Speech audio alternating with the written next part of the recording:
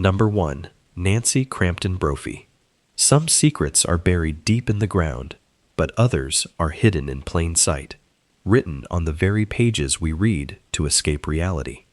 It was a quiet June morning in 2018 when the damp streets of Portland, Oregon, offered no warning of the tragedy about to unfold.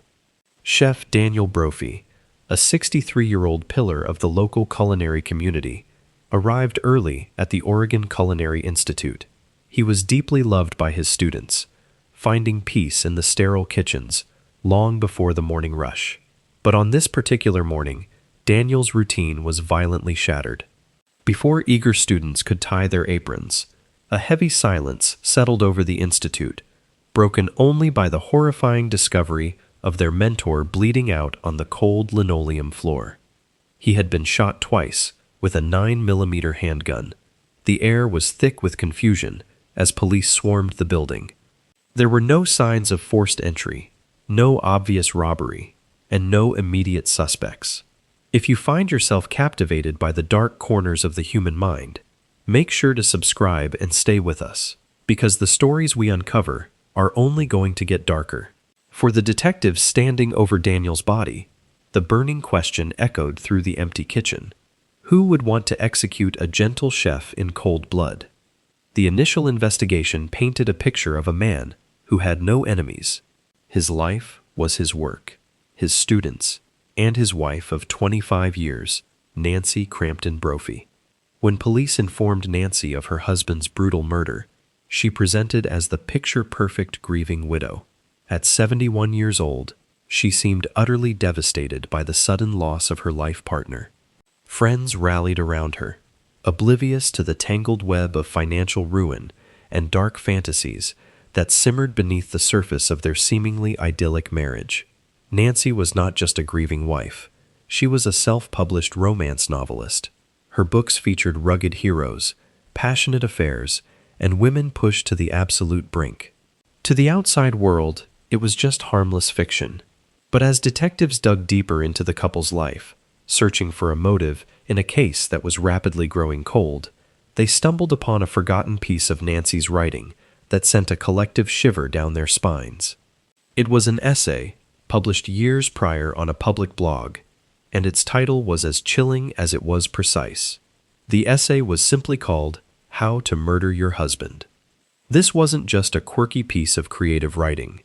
It read like a deeply calculated manual for getting away with the ultimate betrayal. In the essay, Nancy meticulously broke down the pros and cons of various murder methods. She explicitly advised against using poison, noting it was too easy to trace. She mentioned that hiring a hitman was too risky because they often turn out to be undercover cops. When it came to firearms, she wrote that guns are loud, messy, and require a certain level of skill. The sheer audacity of the essay left investigators stunned, but the law requires more than morbid words on a screen to build a murder case. Writing dark fiction is not a crime, and Nancy knew it. More importantly, she had what appeared to be an ironclad alibi. She told police that on the morning Daniel was slaughtered, she was safe at home, fast asleep in her bed, miles away from the Culinary Institute. With no murder weapon left at the scene, and no eyewitnesses, the investigation seemed to be hitting an impenetrable brick wall. It looked as though whoever pulled the trigger had committed the perfect crime. But perfection is an illusion. While Nancy may have thought her words were her only vulnerability, she drastically underestimated the silent witnesses that line our city streets. Investigators secured a massive breakthrough when they began pulling routine digital footprints and surveillance data from the surrounding area. They discovered that Nancy had been desperately trying to acquire an untraceable weapon. She had secretly purchased a ghost gun kit online, and when that proved too complicated to assemble, she bought a Glock 17 at a local gun show. But the true mind-bending twist came when forensic experts realized her master plan. Nancy had purchased a separate slide and barrel for the Glock online. She swapped the original parts, murdered her husband, and then swapped them back. She believed this clever mechanical switch would make the ballistics completely untraceable to her registered firearm. It was a plot straight out of one of her thriller novels. Yet, all of her meticulous planning, mechanical trickery, and carefully constructed alibi were undone by one simple oversight. She forgot to look up. Unedited traffic camera footage from the streets surrounding the Culinary Institute captured a very specific, distinct minivan driving through the area at the exact time frame of Daniel's murder. It was Nancy's minivan. The grieving widow, who claimed to be fast asleep, had been caught prowling the dark streets, circling her husband's workplace just moments before his death. The facade completely crumbled. In 2022, Nancy Crampton Brophy stood trial, her own words and digital mistakes serving as the ultimate evidence against her. A jury found the romance novelist guilty of second-degree murder, and she was sentenced to life in prison, finally forced to live out the very real, tragic ending she had scripted for herself. But while Nancy used fiction to hide her deadly reality, our next story takes us into the remote Oregon wilderness, where a rising star captured her darkest, most horrific secret on camera, a chilling piece of footage that no one was ever supposed to see. Number 2. Aisling Tucker Moore Reed. Deep in the remote Oregon wilderness, a rising star actually did capture her darkest, most horrific secret on camera, leaving behind a chilling piece of footage that would ultimately seal her fate. The Applegate Valley is a place of rugged beauty, supposed to be a peaceful retreat for the Moore family. But in July of 2016, that tranquil setting became the stage for a violent tragedy. Aisling Moore Reed, known to readers by her pen name Tucker Reed, was a published young adult author who seemed destined for a bright, creative future. Her uncle, Shane Patrick Moore, was a rugged fixture on the property, a man whose presence had recently become a source of intense friction. For months, a complex dispute over property boundaries and money had poisoned their relationship. The tension reached a catastrophic breaking point near the front doorway of the rural home. A chaotic argument erupted, echoing through the quiet valley, ending with a deafening blast. Shane collapsed in the doorway, his life extinguished in a matter of seconds by a single fatal gunshot wound to his chest. When sirens pierced the silence, they found Aisling, claiming she had been forced to pull the trigger to save her own life. Aisling painted a frantic picture for the responding deputies. She claimed her uncle had been violently aggressive, charging at her with unmistakable intent to cause severe harm. In her telling, she was a terrified young woman making an agonizing decision to fire a weapon in pure self-defense. Authorities were skeptical of her perfectly constructed narrative, but without a witness, they faced an uphill battle.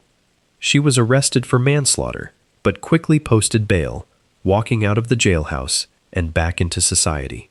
What she did next remains deeply unsettling.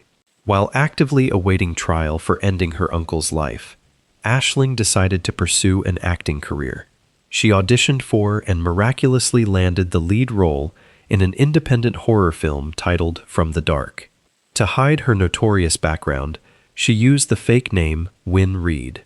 In a twist of grotesque irony, her character was a young woman pushed to the edge who commits a brutal murder. Day after day, she stood under bright studio lights covered in fake blood, while the cast remained completely oblivious to the fact they were working alongside a real-life killer. But Aisling was harboring an even more dangerous secret, a digital ghost locked tightly away in police custody, waiting patiently to completely shatter her carefully crafted illusion of innocence. From the moment the yellow crime scene tape went up around the ranch, seasoned detectives felt a lingering unease. The physical evidence and the overall layout of the doorway just did not align with Aisling's tale of a terrified woman shooting a violent, charging attacker. They confiscated her personal cell phone at the scene, hoping to find text messages shedding light on the escalating family feud. For months, that small device sat silently in a secure police evidence locker, heavily encrypted by a complex passcode and seemingly impenetrable. Detectives knew in their gut that the device held the missing pieces of the puzzle. They needed to know what truly happened in those agonizing minutes before Shane lost his life. But cracking the digital vault felt like an impossible task. The only two people who actually knew the absolute truth about that afternoon were Aisling, busy playing a fictional killer on a movie set, and Shane, the man she had just put in the cold ground. Just as her horror film finally wrapped production, law enforcement specialists achieved a massive breakthrough.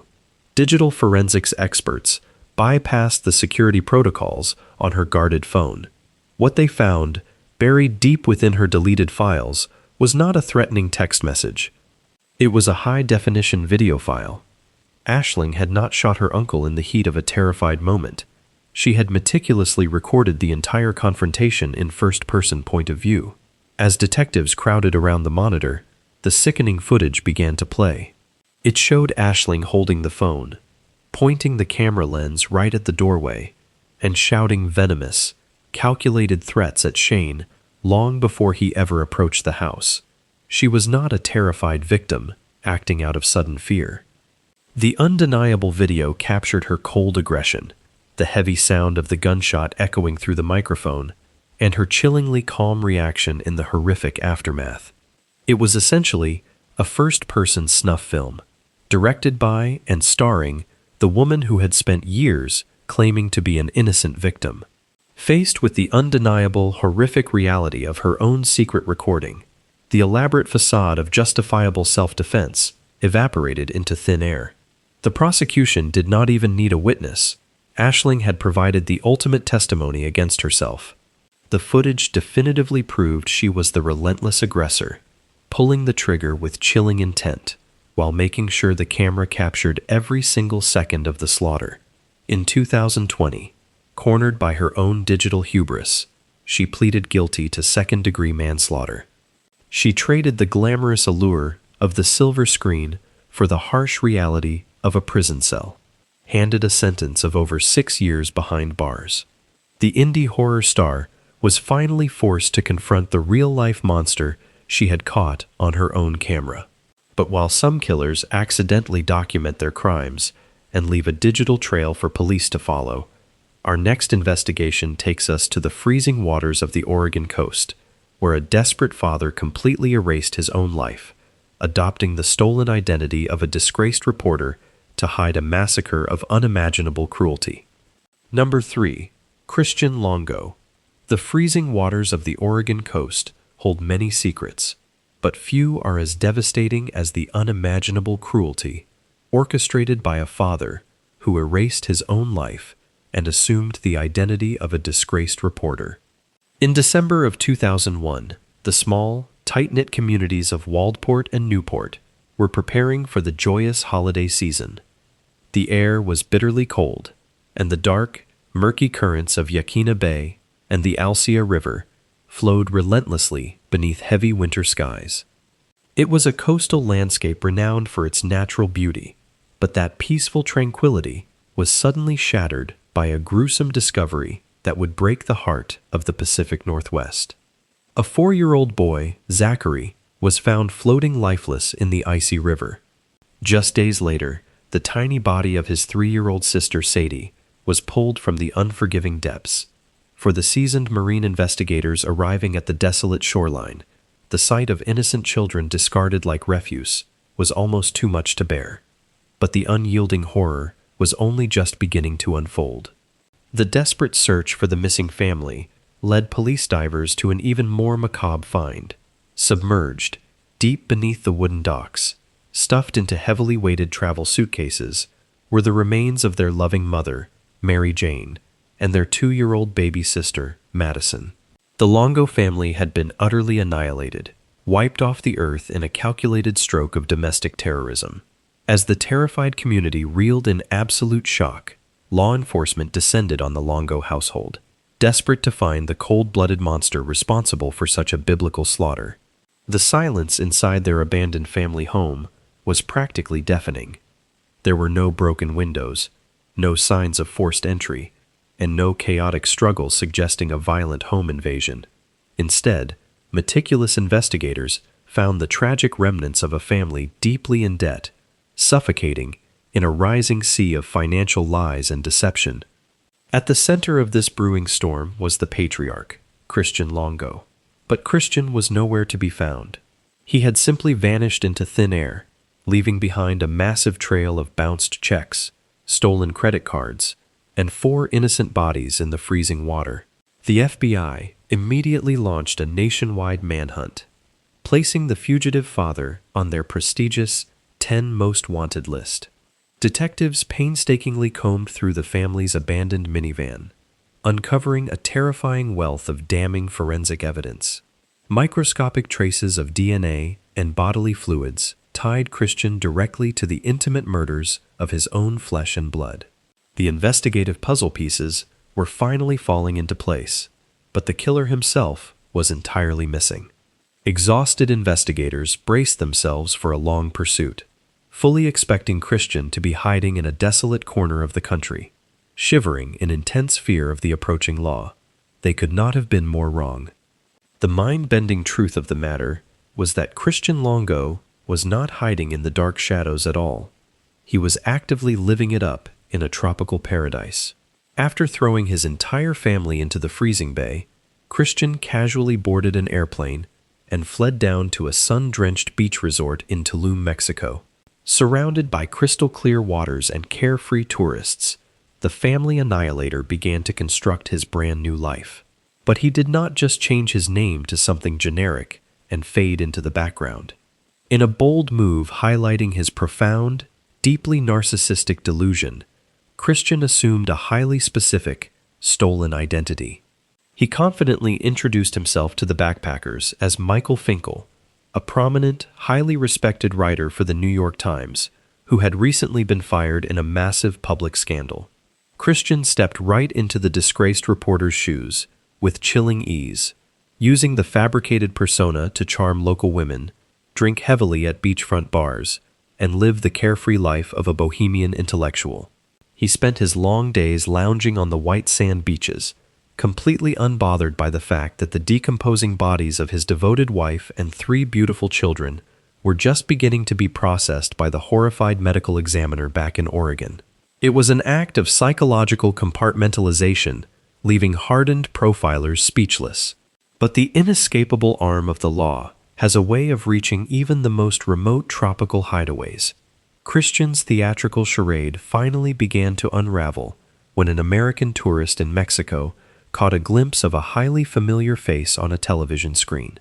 The tourist happened to be watching an episode of America's Most Wanted and instantly recognized the charming, intellectual writer they had just shared a drink with at the resort. The urgent tip was called into authorities, and international law enforcement moved with lightning speed. The FBI, working closely alongside armed Mexican police, descended on the Tulum resort and successfully apprehended the fugitive without a single incident. The fake Michael Finkel was dragged kicking and screaming back to Oregon to face the grim reality of his monstrous actions. In 2003, Christian Longo stood before a stern judge and jury, the mountain of forensic evidence from the minivan, leaving absolutely no room for reasonable doubt. He was rightfully sentenced to death for the cold-blooded massacre of his entire family, a sentence later commuted to life in prison without the possibility of parole when the state officially dismantled its death row. He will now spend the rest of his natural life trapped inside a concrete box, haunted forever by his crimes.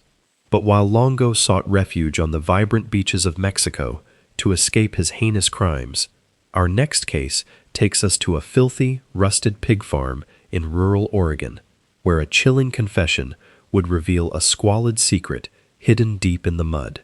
Number 4. Susan Monica. While a tropical Mexican beach provided a temporary, sun-drenched hideaway for our previous killer, our next investigation takes us into the complete opposite environment. A filthy, rusted 20-acre pig farm deep in rural Oregon, where a chilling confession would reveal a squalid secret hidden beneath the muddy earth. The small, unincorporated community of Weimar is a place where people go to be left alone, a densely wooded enclave where privacy is the ultimate currency. But on a dilapidated plot of land, tucked far away from prying eyes, privacy had morphed into something deeply sinister. This sprawling farm was a chaotic, disorganized nightmare, completely lacking running water or standard sewage systems. The property was heavily littered with towering piles of garbage, rusted agricultural equipment, and large, makeshift enclosures meant for dozens of free-roaming pigs. It was a bleak, desolate environment that smelled of rot and neglect, the kind of place you would instinctively speed past on a dark country road without a second glance. For the rugged handymen looking for honest work in the area, it was simply a place to earn a few dollars off the grid. Stephen Delacino and Robert Haney were two such men, taking on odd jobs to make ends meet. They thought they were just helping a reclusive Navy veteran manage her sprawling, chaotic property. They had absolutely no idea they had just walked through the gates of a slaughterhouse. The proprietor of this squalid estate was Susan Monica, a fiercely independent woman who lived by her own strict, unconventional rules. She was known to be abrasive, heavily armed, and deeply distrustful of outsiders, preferring the company of her livestock over any human interaction. When Stephen Delacino seemingly vanished into thin air in 2012, his disappearance barely registered a ripple in the wider community. A year later, when Robert Haney also dropped off the map while working on the exact same property, the deafening silence finally began to draw suspicion. But it wasn't a frantic search for missing persons that brought law enforcement out to the muddy gates of the farm. Instead, it was a mundane, bureaucratic red flag. Detectives arrived at the property in late 2013 to investigate a simple case of identity theft. They had hard evidence that Susan Monica was actively using Robert Haney's government food stamps long after he had vanished. To the seasoned detectives stepping out of their heavily marked cruisers, it initially seemed like a desperate, poverty-driven crime. They expected to find a stubborn squatter stealing benefits from a transient worker who had simply moved on to the next town. But as they cautiously navigated the piles of jagged debris and looked into Susan's cold, unflinching eyes, an overwhelming sense of dread washed over the investigative team. The veteran investigators quickly realized they were dealing with something far darker than stolen food stamps. The sheer size of the 20-acre property presented a massive logistical nightmare for law enforcement, a seemingly endless expanse of mud, rusted metal, and thick brush. Armed with a search warrant, forensic teams began the arduous task of combing through the filth, their heavy boots sinking into the saturated ground. The turning point came when they cautiously entered a large, decrepit barn on the edge of the property. Hidden amidst the overwhelming clutter and the unbearable stench of animal waste, investigators made a discovery that brought the entire operation to a grinding halt. Tucked away in plastic garbage bags were the undeniable, severed remains of a human leg. The horrifying reality set in. They were not just standing on a farm, they were standing on a sprawling, disorganized graveyard. The recovery effort escalated into a massive, grueling excavation. For weeks, exhausted detectives and forensic anthropologists dug over 50 separate holes across the foul property, carefully sifting through the mud to recover the fragmented, scattered bones of both Stephen and Robert. But the most terrifying question remained completely unanswered. How did two grown men end up reduced to scattered bone fragments across a rural pig enclosure? The mind-bending answer came from the killer herself, delivered with a casual indifference that left hardened detectives chilled to the bone. During a lengthy police interrogation, Susan Monica waived her rights and began to speak. She calmly confessed that she had shot both men on her property, nearly a year apart, but the bullets were only the beginning of the horror.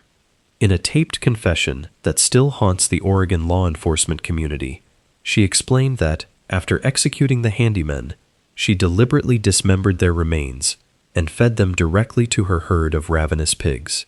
The ravenous animals consumed the terrifying evidence, leaving behind only the shattered, fragmented bones the police would later spend weeks meticulously digging out of the deep mud. When pressed by disgusted detectives about how she could commit such an atrocity against her fellow man, she offered a chilling, straightforward philosophy. bluntly stating on camera that she simply did not value human life very much.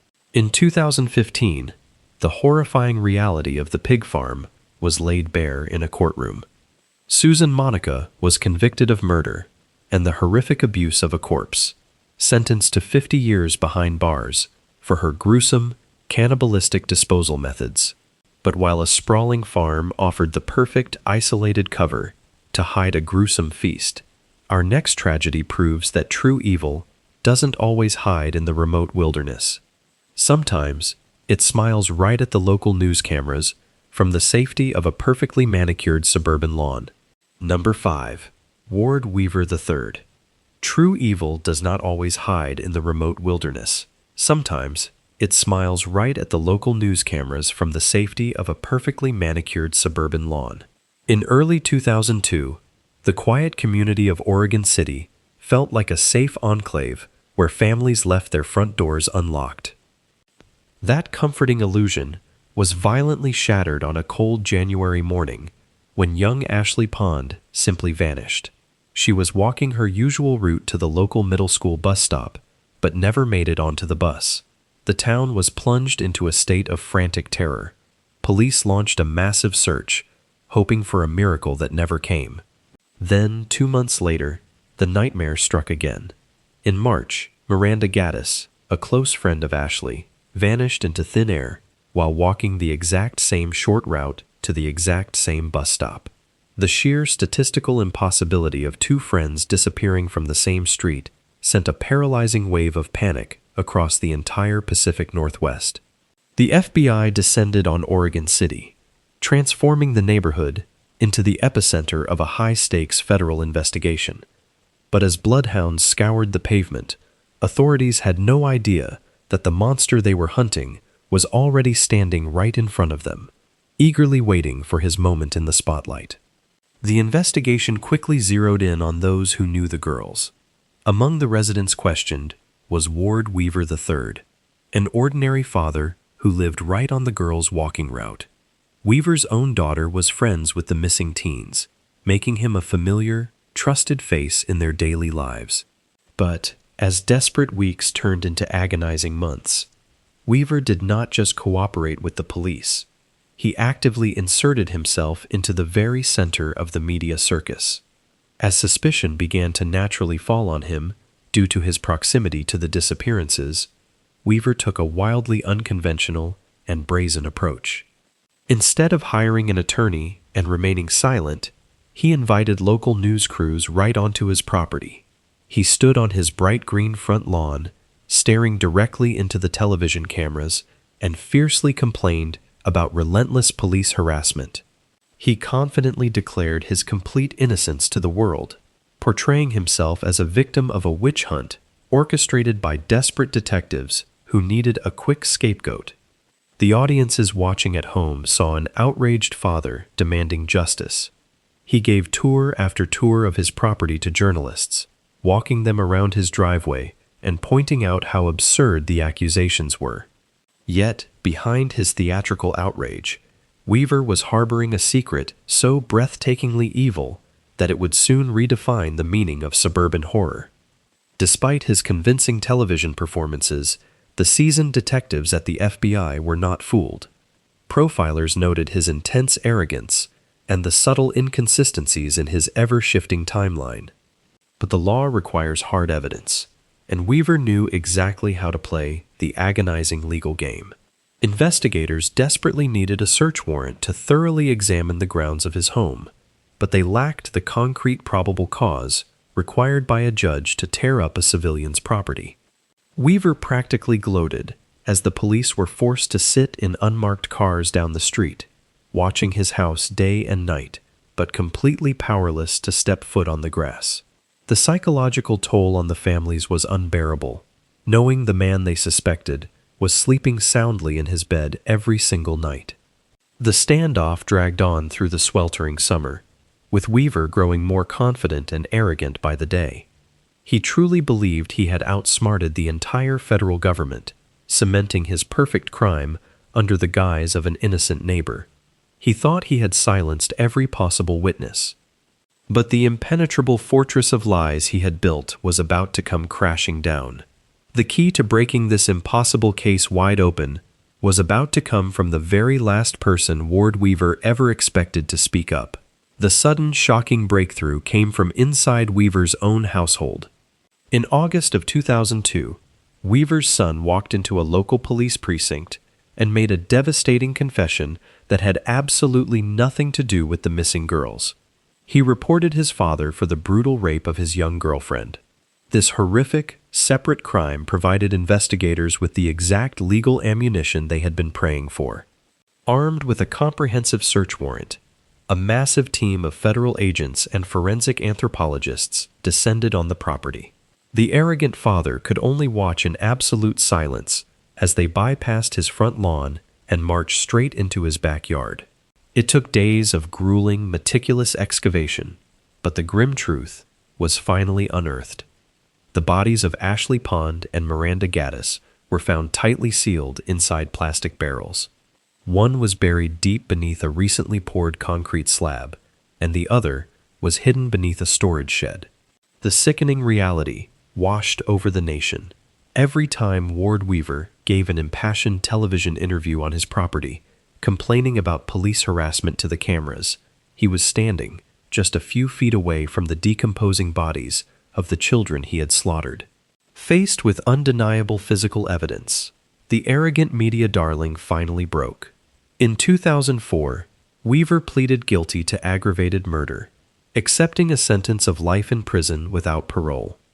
But while this monster buried his victims beneath the concrete of a safe suburban yard, our next tragedy takes us up into the freezing heights of a towering city structure, where a mother's bitter vengeance would send her own children plunging into the icy depths below.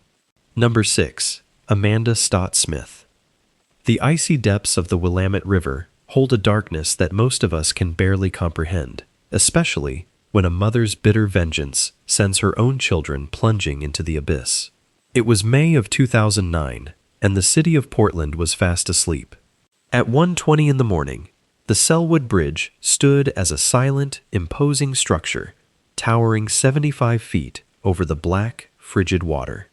The residents living in the luxury condominiums, securely nestled along the riverbank, were jolted awake, not by the sound of screeching tires or a violent collision, but by a heavy, horrifying splash. For a brief second, there was an eerie, suffocating silence. Then, echoing through the pitch-black night, came the agonizing, piercing screams of a young child desperately crying out for help. It is a sound that those who heard it will never be able to scrub from their memory. Panic instantly gripped the shoreline as frantic emergency calls flooded the dispatch center. First responders raced into the night, their sirens cutting through the heavy Pacific Northwest fog. They knew that surviving a massive drop into the rushing, icy currents was nearly impossible for a grown adult, let alone a tiny, fragile child. As Marine deputies scrambled to deploy their rescue boats into the unforgiving river, they were racing against an impossible clock, completely unaware of the unimaginable cruelty that had brought them there. When the blinding searchlights of the police boats finally pierced the heavy darkness of the water, they illuminated a scene that brought seasoned officers to tears.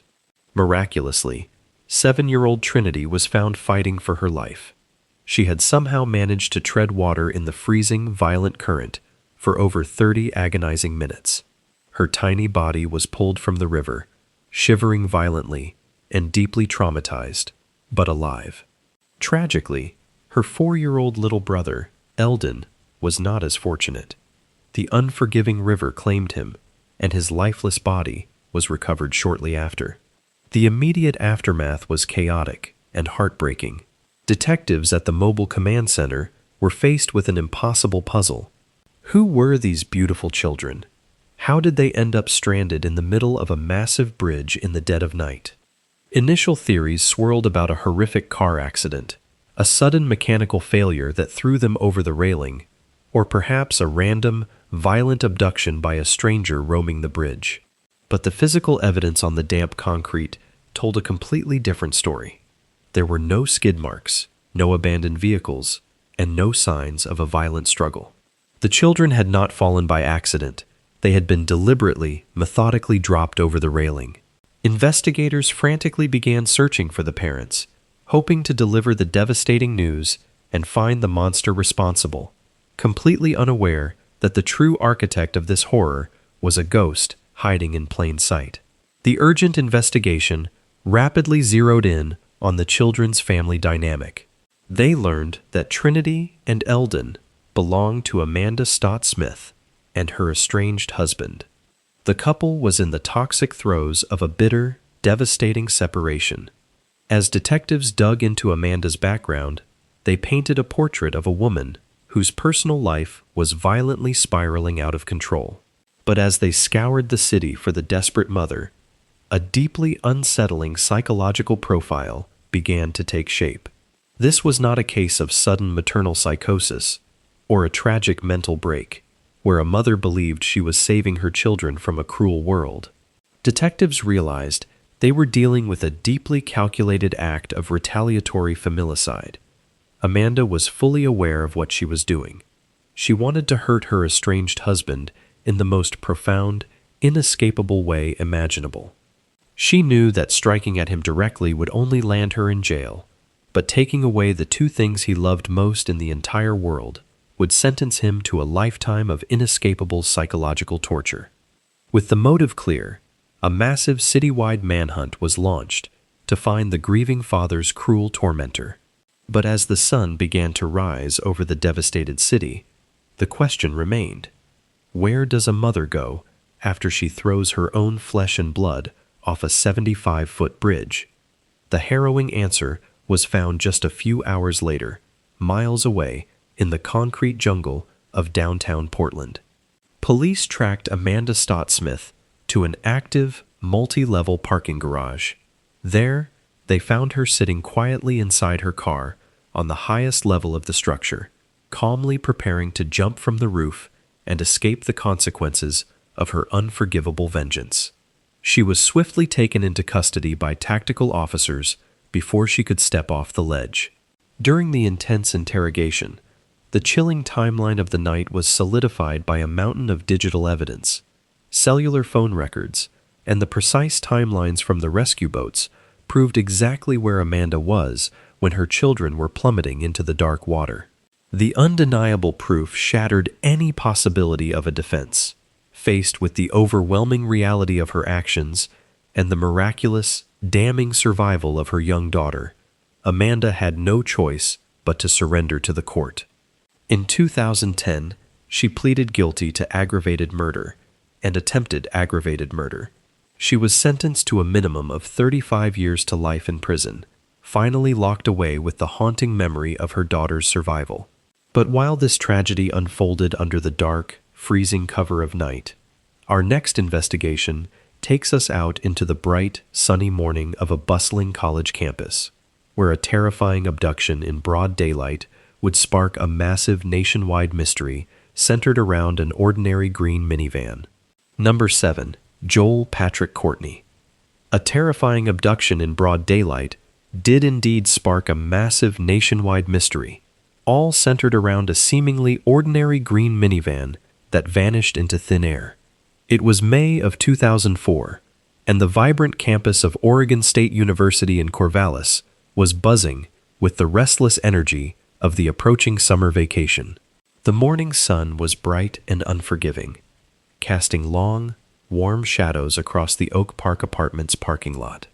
Brooke Wilberger, a 19-year-old student visiting from Brigham Young University, was spending her summer break earning extra money. She was a deeply loved, devout young woman with a radiant smile, tasked that morning with simply cleaning the exterior lampposts around the apartment complex. It was a perfectly safe, mundane chore. Residents walked by, neighbors waved, and the morning hummed along without a single hint of the encroaching darkness. But just before noon, the vibrant morning came to a chilling, abrupt halt. Brooke's sister walked out into the parking lot to check on her, only to find an abandoned bucket of cleaning supplies and a single pair of flip-flops resting on the warm asphalt. Brooke was completely gone. There were no blood-curdling screams heard by the neighbors, no signs of a violent, chaotic struggle, and no immediate suspects. It was as if the bright morning sun had simply swallowed her whole, leaving behind a terrifying void that would soon captivate the entire nation. The sudden disappearance of a beautiful, innocent college student in broad daylight triggered one of the most extensive and highly publicized searches in the history of the Pacific Northwest. Brooke's face was broadcast across every major television network, plastered on thousands of missing posters, and heavily featured on national crime programs. The FBI and local authorities aggressively chased down thousands of scattered tips, pouring massive investigative resources into the desperate hunt. The community rallied, organizing massive volunteer search parties that scoured the dense Oregon forests for any sign of life. During those agonizing first days, a few civilian witnesses tentatively reported seeing a suspicious, older model green minivan slowly cruising through the apartment parking lot around the exact time Brooke vanished, but without a license plate, a clear description of the driver, or any physical evidence tying a specific vehicle to the scene. The green van was nothing more than a ghost story. Months bled into a full year, and the massive investigation slowly began to cool. The Wilberger family was left suspended in a state of unimaginable, agonizing grief, desperate for answers that seemed completely impossible to find in the dense wilderness. But as detectives stared at the fading missing posters on their walls, they had absolutely no idea that the monster they were hunting had already crossed state lines, carrying a dark, violent secret that was about to violently explode in a completely different part of the country. The mind-bending break in the case did not come from an anonymous tip line or a newly discovered piece of evidence hidden in the Oregon woods. It came from a sudden, horrific act of violence in the desert heat of New Mexico, over 1,000 miles away. In late 2004, a violent predator viciously attacked a foreign exchange student. The brave young woman fiercely fought back and miraculously survived the terrifying ordeal, leading local police directly to her attacker. His name was Joel Patrick Courtney, an unassuming man with deep, unsettling ties to the Portland area, who had managed to fly completely under the radar of local law enforcement. As New Mexico authorities dug into his background, they routinely shared his profile with national databases. When Oregon detectives received the disturbing file, one specific, seemingly insignificant detail leaped off the page and sent a shockwave through the entire investigative task force. Joel Patrick Courtney was the registered owner of a 1997 green Dodge Caravan. The ghost van from the Corvallis parking lot suddenly had a verified owner. The puzzle pieces were rapidly falling into place, but investigators faced a massive hurdle. By the time they tracked down the vehicle, Courtney had already defaulted on his loans, and the van had been completely repossessed, sold, and professionally detailed, threatening to wash away any trace of the horrific truth forever. Refusing to let the trail go cold again, a team of elite crime scene technicians secured the reclaimed green van and practically tore it apart piece by piece. They knew that a standard commercial car wash could not erase the violent reality of what happened to Brooke. Deep within the interior, hidden in the microscopic crevices of the vehicle's heavily worn upholstery, forensic experts struck absolute gold. They discovered microscopic, undeniable trace evidence of Brooke's DNA and hair, completely interwoven with Courtney's bodily fluids, proving, beyond a shadow of a doubt, that she had been trapped inside. The invisible, microscopic reality of the crime scene finally shattered Courtney's facade of innocence. Extradited back to Oregon, the overwhelming weight of the forensic data heavily cornered the predator. In 2009, Joel Patrick Courtney pleaded guilty to aggravated murder. In a plea deal to avoid the death penalty, he revealed the location of Brooke's remains, hidden deep in the rugged coastal woods, allowing her devastated family to finally bring her home. He was sentenced to spend his natural life behind bars. But while this predator utilized the quiet anonymity of a green van to steal a life, our next horrific case forces us onto a brightly lit, incredibly crowded commuter train, where a sudden, viral act of extreme violence would end in ultimate tragedy when brave civilian heroes stepped up to face a monster, shouting pure hatred. Number 8. Jeremy Joseph Christian. Brave civilian heroes did indeed step up to face a monster shouting pure hatred, but their ultimate sacrifice on a crowded commuter train would plunge a shattered city into a viral nightmare. It was late May of 2017 when the bustling city of Portland, Oregon, was enjoying the warmth of approaching summer. The late afternoon sun was shining brightly as the commuter Max light rail train made its way toward the Hollywood Transit Center. It was rush hour, that familiar time of day when train cars were packed with exhausted professionals, students, and families simply trying to get home. People were lost in their own worlds, staring at their phones, lulled by the rhythmic clacking of wheels on the tracks. But the mundane routine of the evening commute was about to be violently derailed. The peaceful atmosphere inside the claustrophobic metal tube was suddenly shattered by the booming, aggressive voice of a man who had boarded with a dark purpose. He was heavily agitated, pacing the aisle and aggressively targeting two vulnerable teenage passengers. For the frightened commuters trapped inside, a terrifying question hung in the recycled air. How does a routine ride home instantly devolve into a scene of unimaginable carnage? And what silent witnesses were secretly capturing every horrifying second? The man causing the disturbance was Jeremy Joseph Christian, a notorious local figure with a heavily documented history of radicalization and white nationalist extremism.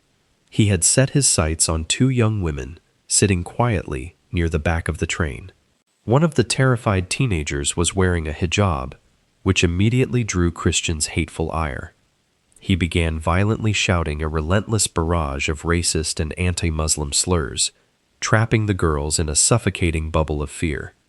As his verbal assault escalated into severe psychological torment, the atmosphere in the car grew incredibly tense. Most passengers froze, paralyzed by the sheer venom in his voice. But in the face of absolute terror, three ordinary men refused to simply look away. Taliesin Namkai Meche, Ricky Best, and Micah Fletcher were complete strangers, coming from entirely different walks of life. Yet, in a spontaneous act of incredible bravery, they stood up and moved toward the danger. They physically placed themselves between the raging extremist and the terrified girls, forming a human shield of solidarity. They calmly told Christian to leave the young women alone and step back. But he was not interested in de-escalation. His eyes locked onto the three heroes, and his hand drifted toward the deep pocket of his jacket, reaching for a metallic secret that would change the city forever. Without a single moment of hesitation, the tense verbal confrontation exploded into a scene of unspeakable violence.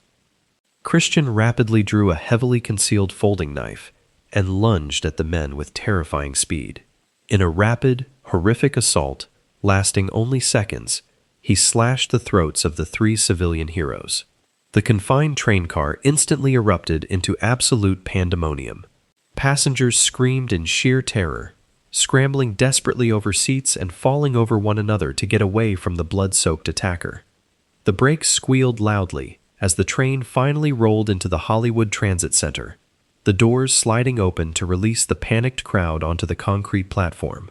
In the chaotic aftermath, the devastating toll of the attack became agonizingly clear. Ricky Best, an Army veteran and father of four, died almost instantly at the scene. Taliesin Namkai Meche, a recent college graduate with a bright future, was pulled onto the platform where he tragically bled to death despite frantic efforts from first responders. Micah Fletcher miraculously survived the brutal slash to his neck, clinging to life by the narrowest of margins. As paramedics desperately worked to save the victims, Christian casually slipped off the train, calmly walking away into the neighborhood as if nothing had happened. He believed he had successfully executed his hateful mission and vanished into the urban sprawl. But he had completely forgotten about the unblinking eyes of modern technology, watching his every move. The mind-bending twist of this tragedy was not just the horrific nature of the crime, but the undeniable, high-definition evidence left behind. The entire attack, from the instigating hate speech to the fatal slashes, had been perfectly captured from multiple angles by the Max train's internal security cameras. Even more damning, several terrified civilian passengers had instinctively pulled out their cell phones, recording the violent bigotry in crystal clear audio and video. There was absolutely no room for Christian to claim self-defense, no shadowed corners to hide his guilt. Police tracked him down shortly after the massacre, arresting him just blocks away from the station as he attempted to hide in the surrounding neighborhood. But the true horror of Jeremy Joseph Christian was put on full, viral display during his arraignment. Instead of showing an ounce of remorse for slaughtering two innocent men, he proudly shouted radical slogans and bragged about his actions to the courtroom cameras, cementing his status as an unrepentant monster. The digital footprint of his hatred sealed his fate. In 2020, a jury found him guilty of murder, attempted murder, and hate crimes. He was rightfully sentenced to 2 consecutive life terms without the possibility of parole, doomed to rot in a cage for the rest of his natural life. But while this extremist brought his deep-seated hatred onto a moving train, our next story takes us to the quiet, seemingly safe classrooms of a rural community college, where a heavily armed student would systematically force his classmates to answer one terrifying question before pulling the trigger. Number 9. Chris Harper Mercer. The quiet, seemingly safe classrooms of a rural community college did indeed become the setting for an unimaginable nightmare, where a heavily armed student systematically forced his classmates to answer one terrifying question before pulling the trigger. It was October of 2015, and the town of Roseburg, Oregon, was wrapped in the crisp, comforting chill of early autumn. Umpqua Community College sat peacefully nestled in a serene, heavily wooded valley, offering a quiet environment for hard-working locals seeking higher education and a better life. Inside Snyder Hall, Classroom 15, eager students were just settling into their desks for a routine morning writing lecture. The chalkboard was wiped clean, heavy textbooks were flipped open, and the gentle hum of casual conversation filled the air as they waited for the lesson to begin. There was absolutely no warning that the heavy wooden door was about to swing wide open, ushering in a wave of catastrophic violence that would instantly shatter the community and capture breaking international headlines. But as the students focused their attention on their dedicated professor, they were completely unaware that a dark, festering hatred had been slowly creeping onto their campus, driven by a deeply disturbed mind that had spent the previous night bragging about his deadly intentions to an audience of anonymous strangers in the darkest corners of the internet. When Chris Harper Mercer violently stormed into Classroom 15, the casual, academic atmosphere instantly evaporated, replaced by a suffocating, paralyzed terror. He was heavily armed, clad in dark tactical clothing, and moving with a terrifyingly calm, methodical purpose that froze the blood of everyone in the room. But the horrific reality of his assault was not just in the sheer firepower he brought into the confined space. It was in the chilling, psychological torture he inflicted on his victims before mercilessly taking their lives. Harper Mercer did not simply open fire blindly into the terrified crowd. Instead, he forced the students to cower in absolute fear as he systematically ordered them to stand up, one by one, and state their religion out loud. It was an agonizing, sadistic game of life and death, forcing innocent young people to declare their deepest beliefs while staring down the dark barrel of a loaded weapon. The sheer cruelty of his execution method sparked massive, emotionally charged nationwide debates, as the harrowing accounts of survivors detailed the agonizing moments of waiting for him to point the gun. The booming echoes of heavy gunfire and the agonizing screams of the wounded transformed the quiet rural campus into an active, chaotic war zone. But as heroic law enforcement officers finally breached the perimeter, rushing frantically toward the overwhelming sound of the slaughter, the true psychological depths of the shooter's depravity were only just beginning to be unearthed from the thick, suffocating gun smoke. The violent rampage was brought to a sudden, bloody halt when responding police officers engaged Harper Mercer in a brief, intense shootout in the hallway, ending only when the coward turned his weapon on himself, dying instantly by a self-inflicted gunshot wound. The devastating toll was completely incomprehensible. 9 innocent students and faculty members had their bright futures brutally stolen in a matter of terrifying minutes. As the FBI and local authorities secured the blood-stained campus, they began to unravel the staggering scale of his meticulous preparation. Investigators recovered a terrifying arsenal of 6 heavy firearms directly from the school grounds. When heavily armored tactical units raided his nearby apartment, they found an additional 8 weapons, carefully stockpiled alongside thousands of rounds of ammunition. But it was the grim discovery of his extensive written manifesto that truly chilled seasoned detectives to the bone. The manic documents outlined his deep, festering online radicalization, his toxic immersion in involuntary celibacy, or incel, ideology, and his deeply twisted obsession with infamous mass shooters of the past. He felt entirely rejected by society and sought to punish the world for his own profound, self-inflicted isolation. Yet, the most mind-bending twist of the entire investigation was the horrifying revelation that he had not planned this massacre in total secrecy. The night before he walked into Snyder Hall, Harper Mercer had essentially crowdsourced his apocalyptic plans on the anonymous image board known as 4chan. He posted a chilling, explicit warning telling the online community not to go to school in the Northwest the following day. Instead of reporting the imminent threat, anonymous users actively encouraged him, offering twisted tactical advice and cheering him on as if his murderous intentions were just a dark, digital game. He sought absolute infamy, desperately wanting his name to be permanently etched into the horrific history of American tragedies, leaving behind a deeply scarred town struggling to understand how such profound online hatred could manifest in their quiet classrooms. The Umpqua Community College tragedy remains a stark, devastating reminder of the dangers lurking in the unmonitored depths of the web. But while this killer left behind a massive digital footprint, a clear ideological manifesto, and a heavily documented trail of radicalization to explain his twisted motives, our final investigation forces us to confront a terrifyingly different kind of monster.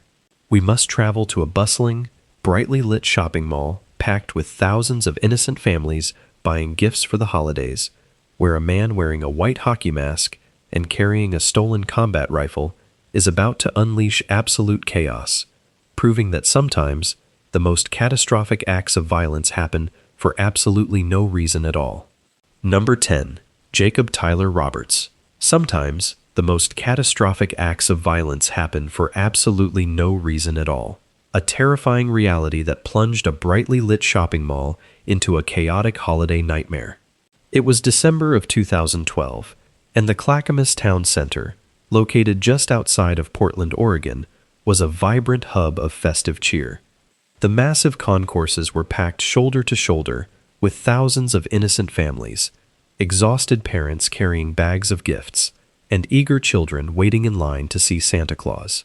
Cheerful holiday music echoed softly from overhead speakers, masking the methodical footsteps of a man advancing toward the bustling food court. The sheer normalcy of the afternoon made the approaching horror entirely incomprehensible. Without a single word of warning, a figure emerged from the dense crowd, looking like a terrifying apparition pulled straight from a cinematic horror film.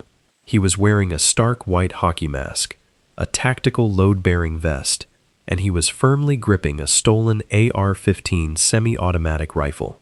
As bewildered shoppers turned to look at the strange, masked man, a heavy, suffocating silence seemed to fall over the immediate area. For a fraction of a second, many confused bystanders truly believed it was an elaborate theatrical stunt or a tasteless holiday prank. But that fleeting illusion of safety was violently shattered by the deafening roar of heavy rifle fire tearing through the festive decorations. signaling the terrifying beginning of a massacre that would leave a community forever scarred. The immediate aftermath of the first gunshot was absolute, unadulterated pandemonium. The joyful holiday music was instantly drowned out by the agonizing screams of terrified shoppers running blindly for their lives. Desperate parents grabbed their young children, abandoning shopping bags and sprinting frantically toward any available exit, while brave store employees desperately pulled fleeing customers into dark stockrooms and barricaded the heavy metal doors. In the center of the chaotic food court, the masked shooter moved with chilling, methodical calmness, indiscriminately firing heavy rounds into the dense crowd. The horrific randomness of his aim claimed the lives of two deeply loved members of the community. Cindy Ann Uweel, a compassionate hospice nurse who had spent her life caring for the vulnerable, and Stephen Forsyth, a devoted youth sports coach, were both fatally struck down while simply running holiday errands. As heavy gun smoke quickly filled the vaulted ceilings, the massive death toll seemed destined to climb into the dozens. The shooter was heavily armed, entirely unchallenged, and standing in a heavily populated, enclosed space with thousands of trapped targets.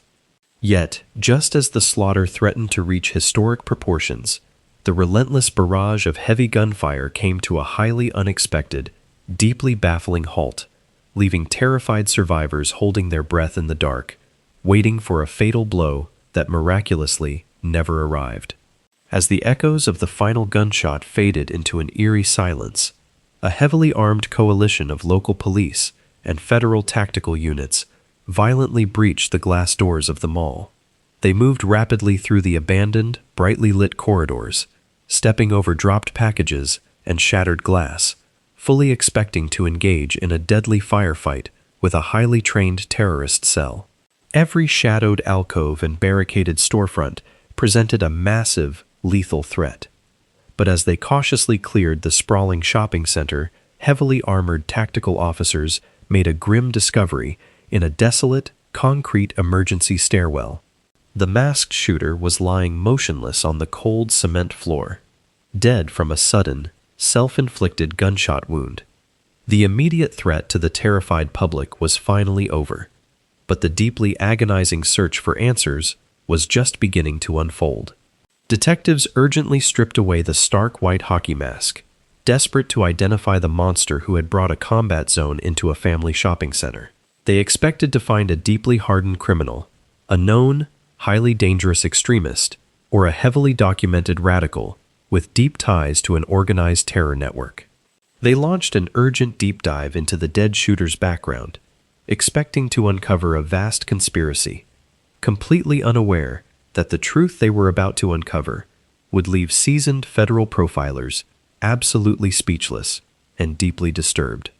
The mind-bending, deeply terrifying secret of the Clackamas Town Center shooting was that there was absolutely no secret at all. Jacob Tyler Roberts was just 22 years old, and his comprehensive background check revealed a complete, baffling blank slate. He had no prior criminal record, no heavily documented history of severe mental illness, and no political or religious manifesto hidden on his computer. Comprehensive blood toxicology reports came back completely clean, proving he was not acting under the influence of illicit drugs. He had simply stolen the heavy assault rifle from an unsuspecting friend just hours before driving to the packed mall. The abrupt end to his horrific rampage was not an act of sudden mercy, but a miraculous stroke of sheer mechanical luck for the survivors. His stolen weapon had violently jammed multiple times during the assault. He fired exactly 17 rounds before the rifle failed completely, forcing him to retreat into the dark stairwell in absolute frustration and end his own life.